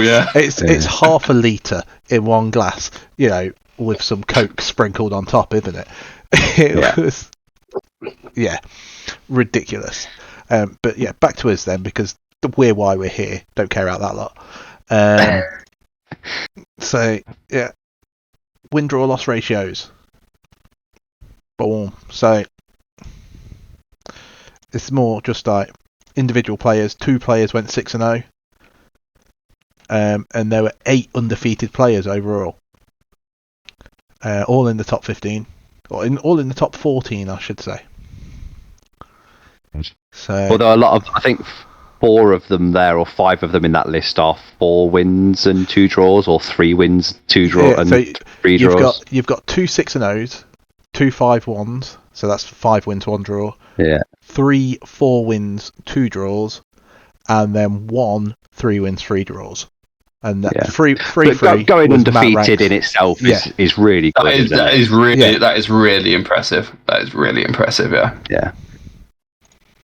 It's not an easy not an easy thing to do. Yeah. So big. Come on, Matt. Matt needs to convert some of those fucking draws to wins, though, man. You can't go undefeated and still come 14th.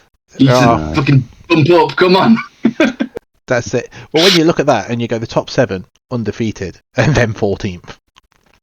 Yeah, it'd be interesting to find out how Matt did in those 3 draws, whether he was like a point away from winning each of those games. Because if he was that close, it just takes like 1 extra thing to die. You just think, oh mate, I could have gone 6 wins in each game. Oh, so annoying. Yeah, I would have really boosted like USA 2 up there as well, I reckon. Yeah. So three British undefeated lists though out of the top 8. Ugh. Yeah. That's not good. And apparently, because in the comments, a fucking mule toe was the difference in round 6. Mate, if you let it get to the point where a single mule toe converted a win to a draw, you're not doing well enough. Yeah. There you go. That's my Tove guide you can have for free. Win harder so the mule doesn't fuck you. Yeah. Unless you're into that, and then you can pay for it somewhere. Next WTCs in England, mate. Come and shag a sheep. You're in Stockport. The Peak District's literally right there. We can get you. You're not too far away from Blackpool. There's donkeys on the beach all the time. Yeah. And mate, night out in Manchester, there's a lot of some dogs there too. Yeah. Wee-hee. Oh god, I do that. Tip your waiters. Interesting, the French list is in there for undefeated, considering that French list had about 22 order dice. So it would have been hemorrhaging them. Corey was a very good player. He really was. Yeah, he was. Oh, actually, Alex has reminded me as well. Matt didn't have Gurkhas; they were Maori, which is why he was 14th and he swapped to Gurkhas. There you go. There you go. See, you're just not meta enough, Matt. Shocking. Stop taking Stewarts. He's not taking Gurkhas. What the fuck, man? Come on, step up. Which one is Matt Ranks? Is he the really, really, really tall one? No, he's beard. Is that the one who went for a burger with us? He's Bolt Action Gandalf. That's right. I get confused between the Matts in the. Actually, no, as of last episode, he's not Gandalf. He's American Toad. He's ZZ Top. That's what he looks like. Yeah. Beard's like here. Beautiful man. As everybody can tell that's still watching, Toph is having lots of fun with a soundboard. You can't have a soundboard and not press the buttons. I'm sorry. Yeah. You can. I'm not doing it. There you go. It's like you with your polls. Do a poll. Gandalf or ZZ Top. Go. There you go. It takes some time. Get to the next slide first, then do your shit. There's no more slides. That's it. That's the rest. Is that it? Yeah, that's what I've got. Ah, interesting though. Yeah, it's certainly. The only thing I think would have made it super, super interesting. Yeah. Probably a bit too much of a red herring, though, would be to find out which nations did well against which other nations. So if the British played the Soviets, how often did the British win? I think especially around the top, and especially with like the number of like nations where there's only like 2 or 3 people, it'd be too much to swing. It'd be really variable, right? Like if you've got like 2, That's why I said it might be a bit of a red herring, but it would have made interesting metadata for people that like chase my own curiosity, where did the second Polish player come? Let me pull that up. He came. Where's the Polish? Your mouth. All over your face. Love it. He came 39th. Michael from Denmark. Yes, Michael. Okay, wicked. And I think the difference between those lists were he had regular lancers and you didn't. Yeah. And he takes the Vickers with the light AT guns as well, rather than the double machine gun titty tanks I take, isn't it? Yeah. And I've never seen a man so like relieved when he beat Gurkhas. He was the first time he's beat Gurkhas in ages. Yeah. It was. It's a list that is a real hard counter to the Polish, though, isn't it? Yeah. If the one thing you do is combat, you can't go a list that makes combat almost irrelevant. So. Well, they just cancel each other out because the Gurkhas are so used to just being able to charge anyone and just winning, and the Lancers can interrupt them because it basically means the Gurkhas go, "Do you want to go out? Do you want to go out of terrain? Because I can actually beat you." And then the other player tends to shit himself because he goes, like when I played Yano. Like, especially in the second game, after he had the first taste of Lancers, he didn't leave cover. Just full stop. Stayed in his deployment zone. Because he was like, shit, you can fight as well as I can. So, yeah. I think when it's Gurkhas versus Lancers, it just comes down to the rest of the list because they both sit there in a standoff. Because the Gurkhas sit there in cover going, I ain't getting cover, so we go at the same time. And Lancers go, well, I'm just going to sit here 18 inches away, and the moment you move, I'm going to charge you and go first. GG. That's it. Yeah, I think the only thing I've seen your Lancer list get soundly slapped by was weirdly Spurley's Jaegers. No, they did get sacked. I will say Toph had some bad dice in that, because I put a unit of Jaegers in a building in front of a howitzer, and he couldn't hit it off like at all. He just couldn't hit it. Yeah. The hardest struggle for them is massed armor. Like, do you know when you see those lists where it's like 2 Stuarts and 2 Staghounds? Yeah. Where like there's just too much armor for 2 little tankettes to deal with. If you've only got 2 Stuarts and then loads of soft skins, that's fine. I can chew through that. But when you go like, here's my 2 Stuarts, here's my 2 Staghounds, here's my Brens, and all of this shit, and it's like. Yeah. Breaking into that is the difficult. That's why it struggles with the auto bullshitto so much, because it's just like, here's all my recce machine guns and my M20 Dakar tanks. So you just go, okay, because all you got to do is kill the tankettes, right? Kill the tankettes, you can do what you want. Yeah, it's easier said than done. I found it when we were going to Ireland. The list I took to there had 4 armoured vehicles, because in practice games the 4 armoured vehicles were causing you an absolute nightmare to deal with. And I was like, well, if it's causing that a nightmare, it should cause everybody else a nightmare. Turns out, not so much. Well, it's because it's when you have those armies and lists where you've only got 1 or 2 or 3 for the entire tournament, you can't really design your list around them because they're so jank.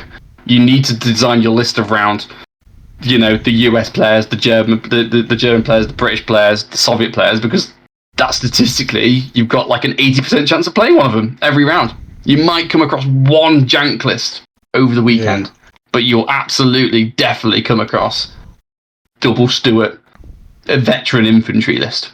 That will be a thing. Double Stuart Gurkhas or double Stuart Soviets. Or double Stuart body armour.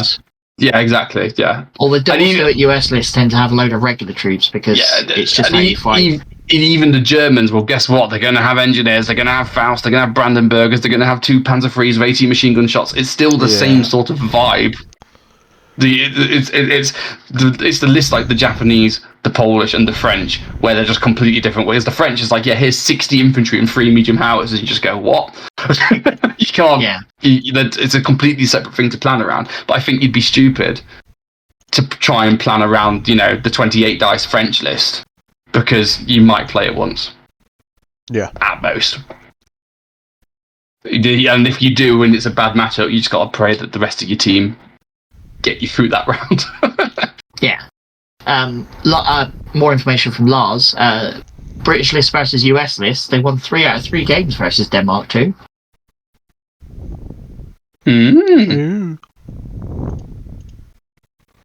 Wow. Well, then, so there we go. As a player, then Toph, and you player. Obviously not that kind of player. We've got the webcams on. Everyone can see that. How would you change up your team next year for gunning for that top spot? Would you swap players? Would you change armies? Remember, it's not Toph's team. No, but he's part of the team, right? That's the whole point. Is as a team, you discuss and plan around it. So, would you change the way your armies work so that you attack certain missions differently? I think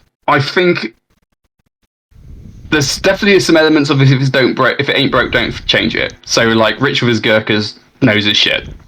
So like don't change it.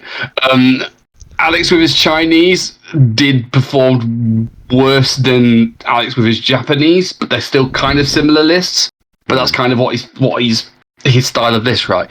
And again, but when dice comes down so close to he only lost because he lost 1 dice on turn 7, you then have to, is that the list or whatever? So I think it's not so much as like changing lists as much as what's available, because like I can take my Lancers, cool, and I'm also have a British army which I'm pretty good with. But again, if I was to take that British army, then that would mean Rich wouldn't take the British army, in which case how's the tradable at what other armies has got what he's good with. Particularly with Luke's list, I think for the Soviets, obviously he had 3 multi-launchers. It is what it is.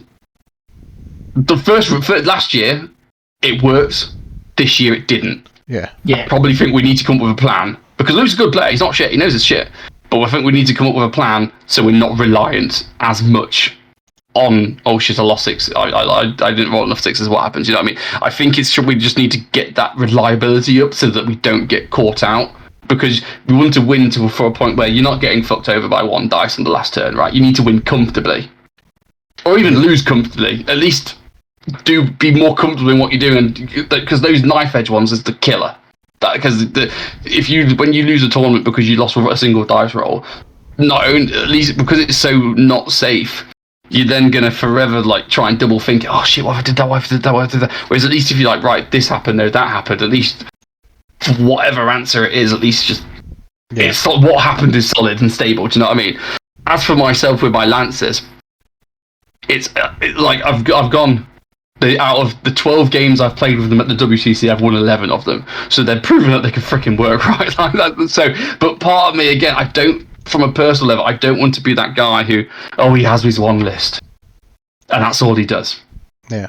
So part of me thinks I want to take something else, but then again, it comes into question: what do you take? Do you have to steal an army off a nation off another team? So genuinely, I don't know.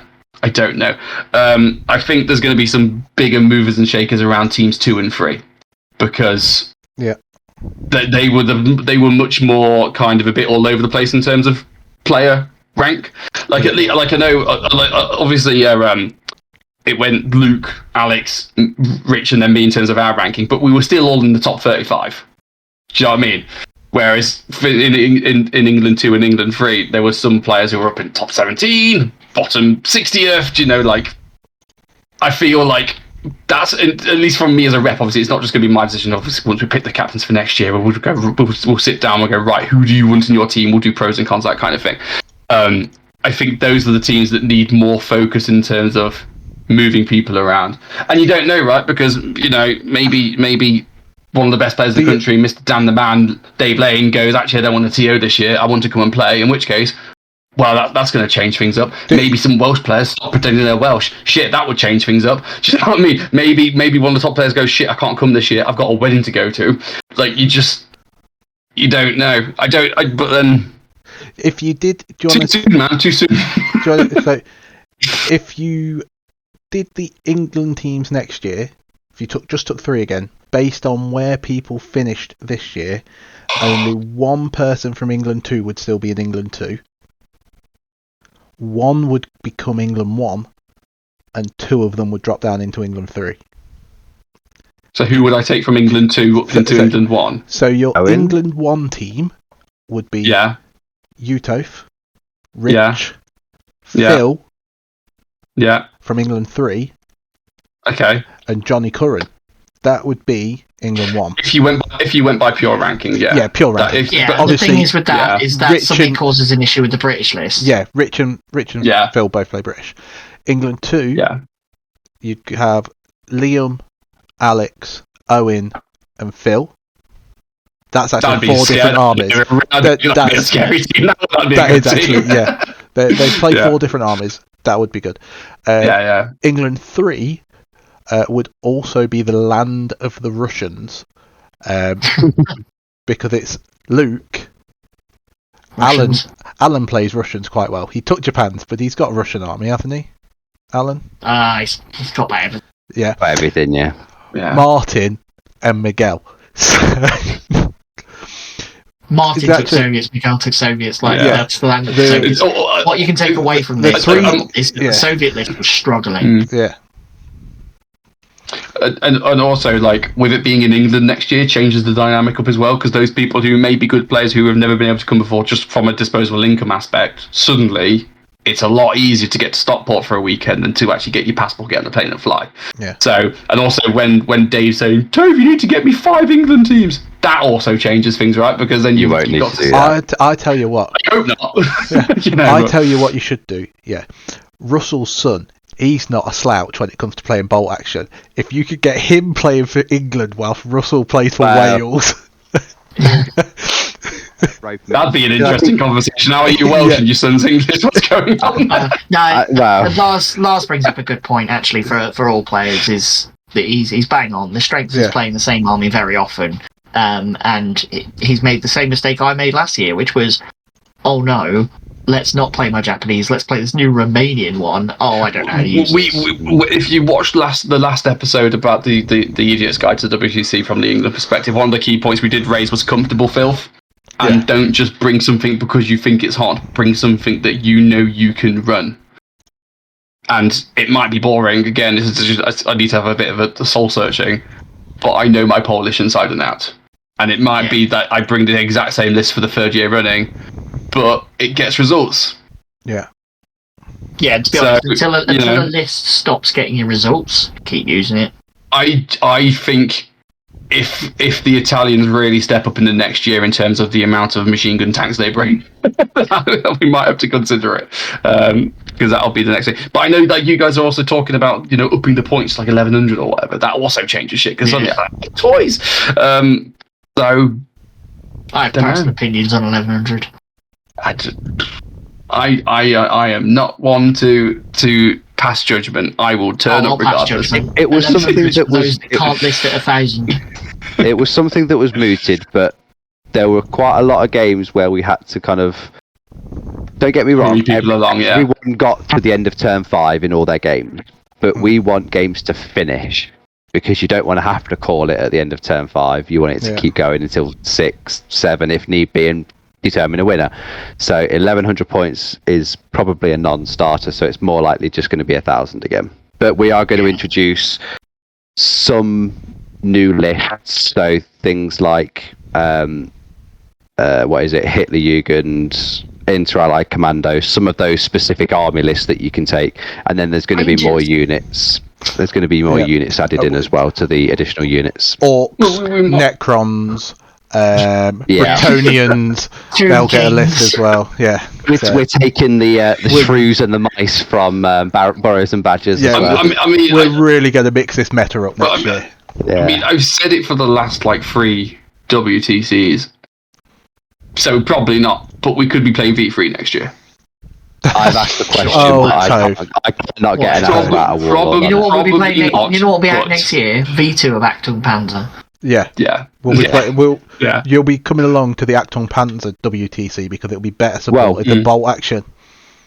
The information that that I had originally was this year's WTC was supposed to be V3, and then it wasn't. Yeah. So it should be next year's, hopefully. But I've asked people that are high up at Warlord to get me an answer, just to say, unofficially, am I going to be writing this pack and just put this is a V3 event and it changes nothing else? But I cannot get a confirmation out either way. I've heard on the grapevine that it's going to be released at BritCon. So the Warlord GT, that will be V2, but that will be the rollout. They'll announce it and go, wah-ha! Yeah. Well, hopefully they do a better fucking job announcing it than they did with Acton Panther. Jesus Christ. Well, hopefully I've announced it early enough for them, if I've got it right. Yeah. So I don't know. My final point, I guess, in regards to picking teams and who stays and who goes and moving stuff around, is there's something to be said for team cohesion and how well individuals work together as a team. Regardless of the results of the England team, the 4 of us work well together as a team, especially if you reintroduce the old matchup system next year where we have to think about it and work together. Well, I don't know what you're doing. It's not the old one. That could be something, you know what I mean? Okay, let's do a WTC exclusive. So the matchup for next year will be as follows. Captains A and Captains B both roll a dice. The highest captain puts forward 2 lists. I thought you put the list first. You put the lists out first and then roll the dice. No. Let him finish. No. Sorry. Captain A puts out 2 lists. Captain B, seeing these lists, then puts 2 of his own. And then Captain A chooses which ones he wants to fight. So it will be, I want my British to play your Polish, and I want my Italians to play your Romanians. Then Captain B gets to choose from the 2 remaining lists which matchup they want. So essentially, both captains choose 2 of their own games, rather than the old system, which was random, and the system before that, which gave you the illusion of choice, where you chose 1, the other one chose 1, and then the other 2 just kind of fell into place, and you don't actually choose them. In which case, with that system, if it's to go forward as you've just described, you'd want to make sure your team is full of people who you can work with, so that when you're discussing these lists in advance and you say, I need to play this, I need to play that, I can handle it, that you can work together as a team, because there's nothing worse for a team than having one person in who just has the shitty attitude, right? We also we mentioned this. It's another thing we spoke about in the last episode about the Idiot's Guide to WTC. If all of the team is part of the blow shit up and drink beer and have fun variety, and then you add one hardcore person who wants to go and try and try hard in that event, there's going to be a clash in that team because you've not got the same goals, you're not aligned. So there's so many different factors interconnecting as to who goes where and why.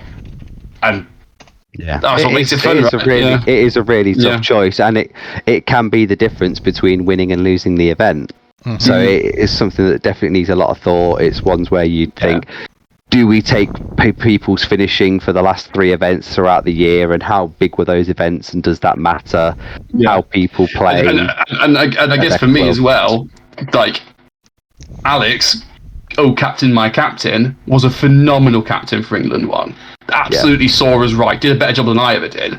So even if he's not performing that well in terms of like a rank and strength of schedule bullshit level, what he brings to the team from just his expertise and his ability to keep the rest of us in line angle is worth it. So there's that aspect as well, you know. I'm going to toot my own horn. I got told similar from the England 2 lads when we were in Spain the first time. Like, my results were trash. They weren't great, but they turned around and went, yeah, but you've been really chill captain, so carry on. And I just turned around and went, I'm going to jump on the TO team and just sort that out. Yeah. Like my, you know, we've laughed at Miguel all day for all episode for how poor his results were. But from most chill guy ever. Yeah, but from a captain's perspective, he's brilliant. He keeps his team in line. He sorts them out. He answers all the questions and stuff.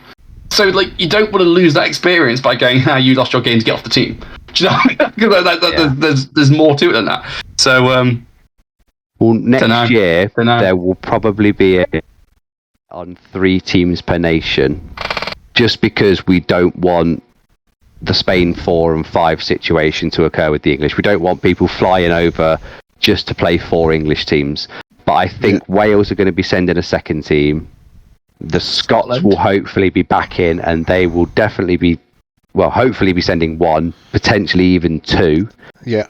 The Irish, Dave is working on getting the Irish back in again as well. So even if we just get those 4 extra teams, we're already up at 22 teams. So that just leaves room for 2 more. That'd be awesome. So France were talking about getting a second team as well. So that's pretty. Do you reckon Germany will come back? They're working on it, and also the Polish. Okay. I know Russell was speaking to the Germans to try and get them back, but to be honest, Strafbat will still have the same rule of they can't fight in combat, and the Germans didn't come this year because that was the ruling. I just can't believe you'd throw it all away over such a stupid thing. Dan. That's what I heard. But it's Strafbat and similar, where in their unit entry it says they can't fight. They can't fight.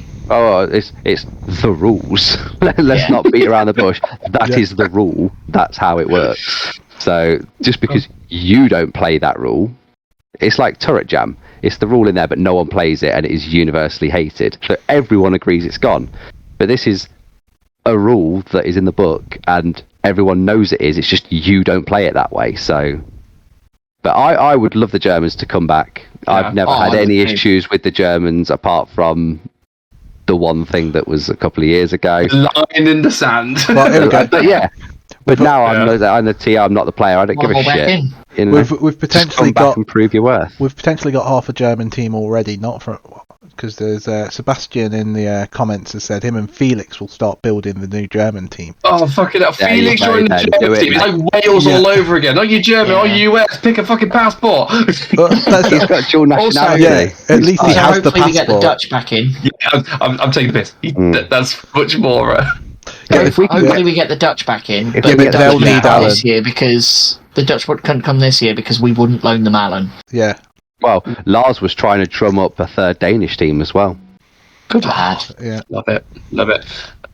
Does this conclude our WTC 2024 coverage then? Pretty much, we've spoke to shit about it. I think we've got like 7 hours of footage. And But that's good though, right? It's good that we've got 7 hours of content from an event that was ran well, that went well, and everyone's talking about how the games and the results went, rather than last year when we did 3 hours of content on how the Spanish potentially cheated and how the Germans potentially cheated. Yeah. So I've got a feet. Go on, Sperling. I was going to say, this just means we won't have to do anything until May now when we go Welsh Nationals. You know, we can just pack the podcast up. We're probably going to have a bit of a rest. Yeah. Yeah. Unless we do an old world episode. World episode, yeah. I'd be well up for that. You know what we have got? Not 5 Steps Back. That's sold out. Get on the waiting list. Yeah, but is there going to be enough stuff there to like to have its own episode? Yes, there is, because not 5 Steps Back. That's our stuff. We can do another stats episode and do a list deep dive and like. Okay. Yeah. And then we just do the general stats between a competitive generic event and a competitive Jugger Pack event. Yeah. And we'll probably do it after not 5 Steps Back though, instead of trying to cram the list reviews in before. Yeah. Okay. Well, to be fair, not 5 Steps Back with list reviews are literally the lists are due in this weekend, aren't they? So next weekend. Yeah. So it's the next second. Weekend. They're due in on. Is it the second they're in? Yeah. Okay, so, 2nd of March. Yeah, on Saturday there'll be a post going out telling you've got 1 week to get your lists in. Yeah. And then on the 2nd there'll be another post going out saying get your fucking list in. And if you're in Nottingham, we're not the WTC. You can actually come in and say hi and watch some games. Yeah. If you can't get a ticket, and also Not on my Warhammer. watch. Richard Gedney did it last year, didn't he? He popped in for Minty. Yeah. You're not the king anymore, Dan. You have to share the power now. No. Welcome back to democracy. Yeah. Mate, my democracy is like communist China's democracy. That's how it works. But it's an To be fair, illusion. I like it The reason because Putin got voted president again. I can just play good cop. I can be good cop. I can just be nice and friendly. I don't have to be mean to you when Dan's there. So I love being mean to you. Yeah. The time the objectives round was my favourite. Going round everybody going, what turn you on? No, too slow. Go quicker. And they're just you didn't have a little tablet timer like I had for Battle of Britain last year. That's what you really need to be like. No, give everyone their time. But Toph, did you have to tell one of the competitors' children to get out? No, I did. No, That child had travelled all the way from America, and there's Pete saying, "Jog on, mate. Leave. Hey, you ain't welcome here." Oh God. Okay. No, Right. Go, Pete. It's fine. It's just it wasn't disturbing the player's game. It's just like, sorry, off you go. I think the most awkward was telling the hotel staff when they'd finished their shift. It's like, can you? And they're like, I'll wear it for the hotel. Oh. Yeah. Cool. Anyway, final reminders before we go on to the Hobby Lobby. Battle of Britain. If you couldn't go for not 5 Steps Back, come to Battle of Britain instead. Yeah. Also, once you buy your ticket, make sure that you buy a ticket for the Friday and go and have a look around the convention, because even though we've put more hours and time between the games, you're still only going to get like 2 or 3 hours spare. Yeah. And it's a big convention. It needs a day. You have been warned, people from Scotland. Don't drive down on the Friday morning. You won't get there till 4 PM. Don't do it. We have also given you a much longer lunch, so You got like nearly 2 hours lunch. Yeah, so there we go. Right, can I play a transition for the Hobby Lobby? Go on, you can transition. fine. Ooh, let's do that one. There we go. Hobby Lobby. And I'm going to start the Hobby Lobby with no, I haven't done my pledge. No. It's only been like 2 weeks to be fair. Yeah. I haven't had time to paint. I've been busy podcasting. I've been busy having life. You have been having life. To be fair, Pete, I've barely seen you. This is like the first time I've seen you since Hello, the last I we exist, recorded. guys. What, Pete? It is a bit crazy. I think I gap filled my models and just undercoated them. That's all I've done since You're last. supposed to do an I&D then. Oh, that's painted. I did him. Yeah. So I did do my pledge. Yeah, Yes. because the last Hobby Lobby we did was 58. Yeah. Oh, he's not done his pledge either, so like that's Yeah, fine. I mean, Dan, you had to do Bretonians. Yeah, all of my archers have now got their kind of like block colours in, so I know what I'm doing. So I just need to neaten them up and stuff. Bretonians. You what? the peasants count as Bretonians? Well, there I are don't think peasants- there are like peasant- 30 of them, so yeah. Peasants barely count as peasants. Peasants are just nothing. I've also done it on 20 Knights of the Realm on foot, and I've also got bits of silver on knights and stuff as well. So I'm just going like a block colour, do everything of the army in that block colour, do the next one, all that. So. Peasants are like celery. They're empty calories, man. They don't count. Also, they taste like They're shit. Don't do annoyingly it. detailed for how cheap they are. Yeah. Spurley, you had to have another whiskey and assault intercessors with jump packs, mate. Definitely did the whiskey. That I've done I plenty. saw I've even done more than one of them since the last pod. So I think that's plenty. The assault intercessors, no, but What can I say about that? with that the assault You do intercessors. shock me. But what I have done is I've built a commissar, 56 riflemen, 2 LTs, 2 snipers, 2 spotters, 2 this threes. I've painted, like, they're all now primed. I've painted 6 riflemen and based them, they're finished. I've got 9 riflemen that I just need to base. There's this 3 I need to base. Yeah, I've actually done quite a bit of stuff, just not my pledge. That is pretty good, mate. But Yeah. put it down for a failed pledge, please. Yeah, Pete. yeah. Didn't do the Failed pledge. intercessors. Yeah. Yeah. I That's also fair enough. built a big Soviet train station as well from our TT combat terrain. look set cool. that Does we look got. cool. It's fucking massive. Yeah. It's huge. It's like that sort of big. It's huge. Yeah. So you could, that train track that we've got with your trains at club, you could definitely run them straight through that. Do we actually have time to do like a terrain painting session before Night of 5? Nah, just try and get at least one of the new boards out. I'm hoping to build another set this week and maybe another one next week, and then I think that might be it for all the Stalingrad stuff. So Yeah. you never Fair know. enough. I was supposed to do 28 skeleton archers, a mortal police, 5 horse archers, tomb scorpions, portable stalkers, and chariots. I have done nothing but get myself in trouble. That was a big list, though. That was. I mean, A for like ambition. A for ambition. Yeah. That's ambition on my level for what I want to do for the Welsh Nationals.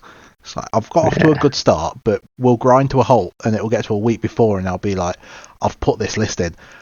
Toph, can I borrow some Soviets?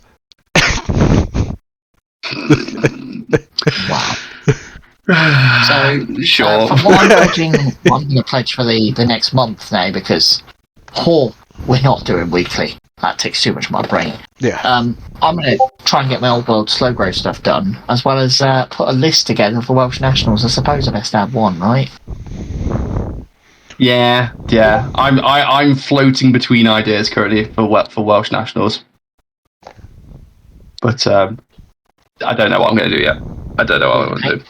When's list submission? Isn't it like 7th of April. 2 months? 7th of April. In terms of painting, I can't decide what I'm doing for Bolt Action until I decide my list. So for now, I'm just going to keep painting Old World. I'm going to paint me some hobgoblins. Is that the ones you've already done? They're undercoated, but they actually need proper painting. I will try to fit in some bull centaurs as well. We'll see how that goes. They weren't so shit on the tabletop.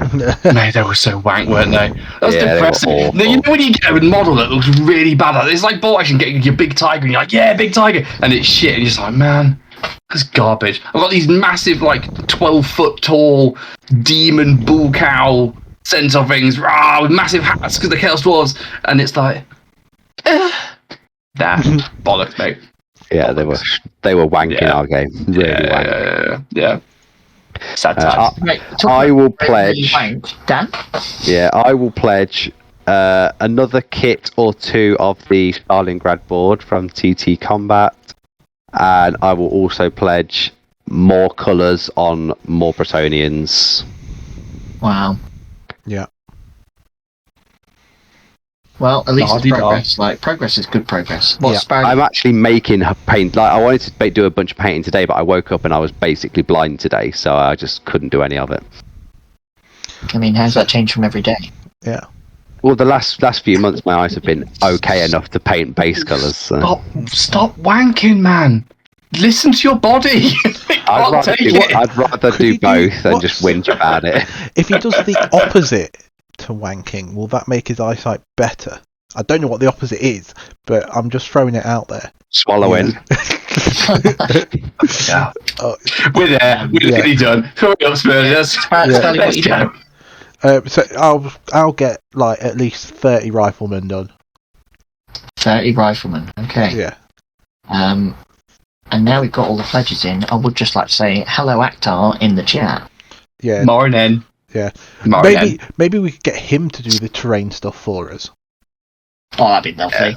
Just go fund him a plane ticket. Yeah. No, just get him a plane ticket. Just lock him up in a basement in the UK. That due to rain, bitch. It'd be like Nick Frost in. We'd have to post him to the UK. No, do it like Nick Frost in Shaun of the Dead at the end of the film, and just have him chained up in the shed in the garden. Yeah. Every now and again. That's absolutely it. Every now and again, you go down and roll dice with him, but then just Yeah. Oh, right. Come on then, Dan. You got a joke for us? Yeah. Come on, I'm ready. Right. Do you want a good un or a good un? Pick one. Yeah, and if it's shit, we'll make you do another one. Alright. Yeah, exactly. See. What's the hardest part of the vegetable to eat? The wheelchair. That was good. That was good. Before we go, that was good. We've had one in on the messages as well from Chris again. Go on. So Chris has said, so IKEA have a new bed for lesbians. You build it yourself, no screws. It's all tongue and groove. Oh, that's good. To be fair, I'm kind of in the middle of that one. Yeah. It was alright. Yeah. Alright then. Come on then, Dan, do your second one. Yeah, and then we'll go. Come on. Oh, he's lost. The magic's lost. We're done. You don't make these up yourself? I've got it. You don't make these up yourself? Not. Oh, That glass is broken. Really funny. Oh no, That's it, it's done. Who would have thought it? My mind isn't that sick. I have to find it from somewhere. Right. Alright. What is the best part of a prostitute dying on you? For fuck's sake. The second hour is free. Oh, no. I don't want to clap that. Thank you. Good night, everybody. We are done. Everybody. Bye-bye. Bye, everybody. That's it. We are And off. I got the okay